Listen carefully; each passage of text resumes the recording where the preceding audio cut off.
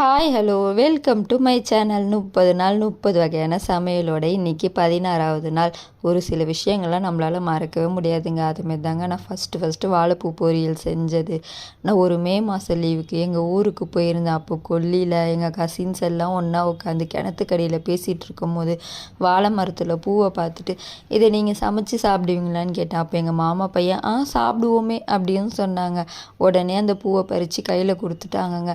அதை எப்படி க்ளீன் பண்ணுறதுனே எனக்கு தெரியாதுங்க. அவங்க தாங்க ஃபஸ்ட்டு இப்படி தான் க்ளீன் பண்ணணும்னு சொல்லி கொடுத்தாங்க. அதை க்ளீன் பண்ணிட்டு அந்த வாழைப்பூ தோலை எடுத்து சின்ன பசங்களுக்கெல்லாம் செருப்பு செஞ்சு போட்டு ஒரே ஆட்டம் தாங்க.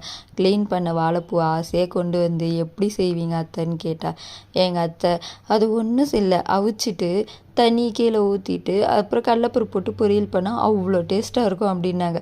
நான் அப்படியே செஞ்சேங்க. அப்போ எங்கள் வீட்டில் எப்படியோ ஒரு 20-25 பேர் இருந்திருப்பாங்கங்க. எல்லாருக்கும் 1 ஸ்பூன் 2 ஸ்பூன் தான் அந்த வாழைப்பூவே வந்தது. அதை சாப்பிட்டு பார்க்கும்போது அந்த டேஸ்ட்டு அவ்வளோ நல்லா இருந்ததுங்க.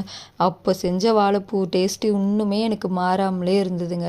இன்றைக்கி அந்த வாழைப்பூ செஞ்சு நான் சாப்பிடும்போது எனக்கு அந்த பழைய ஞாபகம் தாங்க வந்தது. இன்றைக்கி வாழைப்பூ பொரியலும் பீட்ரூட்டும் அது கூடவே புதினா துவையல், புடலங்காய் கூட்டு, உருளைக்கிழங்கு சிப்ஸ் இதாங்க இன்னையோட சமையல்.